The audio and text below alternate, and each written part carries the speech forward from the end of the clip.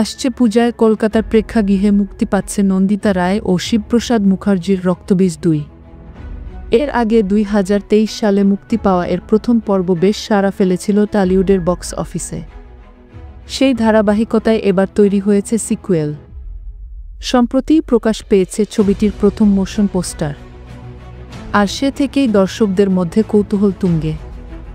আগের পর্বে মুখ্য ভূমিকায় দেখা যায় ভিক্টর ব্যানার্জি, আবির চ্যাটার্জি এবং মিমি চক্রবর্তীকে।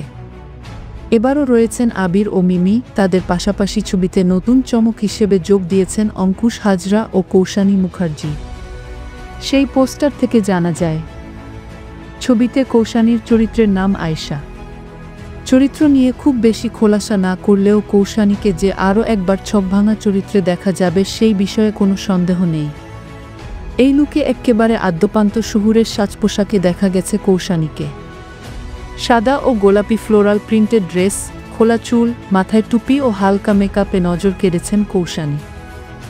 রক্তবীজ 2 এ জমবে আবির মিমি রসায়ন। এই ছবির দৌলতে কি অঙ্কুশ কৌশানীর জুটিও রোম্যান্সের ঝড় তুলবেন কিনা তা বোঝা যাবে মুক্তির পর।